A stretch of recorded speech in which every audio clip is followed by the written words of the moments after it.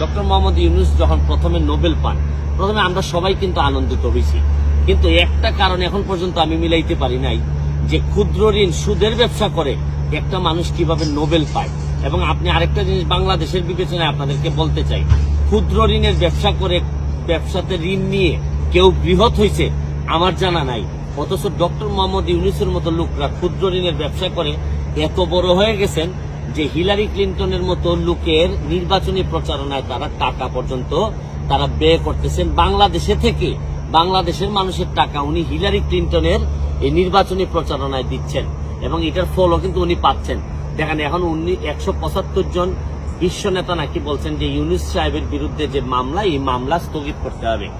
আমার জীবনে আমি কোনোদিন দেখি নাই যে অন্য দেশের একটা আইনি ব্যবস্থায় কোনো মামলা হইলে এটা স্থগিতের কোনো আবেদন জানানো যায়।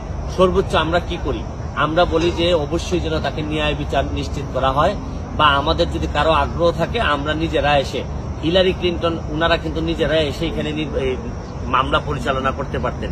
কিন্তু আমি পৃথিবীতে কোনো এইরকম সভ্য ব্যবস্থায়, সমাজ ব্যবস্থায়, গণতান্ত্রিক প্রক্রিয়ায় কোনোদিন আমি দেখি নাই যে কেউ আইসা আগেই বলে যে এই বিচার প্রক্রিয়া স্থগিত করতে হবে।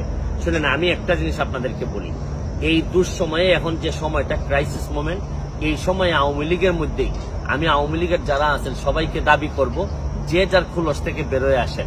প্রতিবাদ করার সময় আছে, আমাদের যা যা আছে তার বিভিন্ন সময় আমরা বলবো আমাদের দুর্নীতির বিরুদ্ধে যুদ্ধ চলতে থাকবে। কিন্তু এখন মনে রাখবেন যে জননেত্রী শেখ হাসিনা, আমি বারবার বলছি যে উনি যদি না থাকেন তাহলে আমাদের মতো মানুষের প্রতিবাদ করার সাহসও থাকবে না, কারণ উনি বঙ্গবন্ধু কন্যা বলেই আজকে আমাদের এরকম প্রতিবাদ করার সাহস আমরা পাচ্ছি। শুনেন, দেশের মধ্যে দুই দলের মধ্যে বিভক্তি থাকতে পারে, কিন্তু আরেক দলকে পরাজিত করার জন্য বিদেশের যারা, আপনারা জানেন যে এই আমেরিকা কিন্তু ইতিহাসের পুনরাবৃত্তি। 71 সালের যুদ্ধের সময় এই আমেরিকা আমাদের বিরোধিতা করছে। এখন যখন বাংলাদেশ যখন অন্য লেভেলে চলে যাচ্ছে উন্নয়নের দিক থেকে, তখনও কিন্তু আমেরিকা আমাদের বিরোধিতা করতেছে।